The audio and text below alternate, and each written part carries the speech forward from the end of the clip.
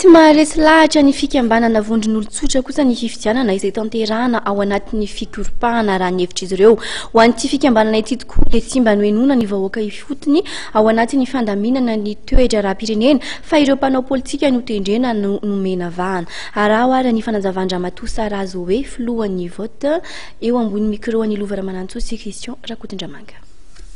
Tsara fantatra ihany aloha zany ary mampanaitra ny saimbe sy ny maro indrindra ny vahoaka olon-tsotra malagasy olo-pirenena amin'izao fizotry ny tantara eto Madagasikara zao satria dia miazakazaka ny faneho-kevitra ara-politika malaza ny resaka fifidianana.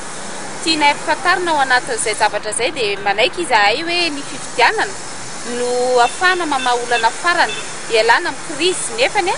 raha ny zavatra misy amin'izao dia tsara aloha manazava sy mahitsy ny resaka aminay olon-tsotra fa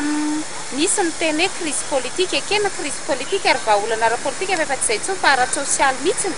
ary na ara-politika ilay izy dia safidy-bahoaka ny voahitsakitsaka ary ny vahoaka olon-tsotra no joro raha ny voahitsakitsaka ny safidy nataon'ireo mpanonga-panjakana dia noho izay zavatra izay indrindra dia ahitsinay sy hazavainay ilay resaka avy ety amin'ny olon-tsotra hoe tsy miditra anatin'izay resaka fifidianana amin'izay zay na miazakazaka raha mpanao politika na efa misy ary ny daty mivoaka satria aoka aloha tsara ampafantarina ny rehetrarehetra fa zay tsy nitolona hidina ny fidirana anatina sistema na hoe hiditra anatina fanatanterahana fifidianana fa ny safidinay vahoaka malagasy mitsakitsaha mpanonga-panjakana no nijoroanay teto ary azavainay sy ahitsinay izay resaka zay ary zay mahatonga anay hoe tsy mifirotorotoana metrahana ny rafitra ao anatin'io voafaritra ny tondrozotra marina fa hoe misy ny vahaolana ara-politika napetraka voarafitra ao anatin'ny tondrozotra nataon'ny rehetrarehetra solia fa aminay zany dia ampanao politika fa tsy aminay satria tsisy mpanao politika voafidy-bahoaka tetina niazakazana ary ny atao hoe repoblika fahaefatra izay napetraka izao fitondrana zao tsy maro potitra zay aminay satria ny vahoaka ny tompo-tsafidy amin'ny zavatra rehetrarehetra izay miseho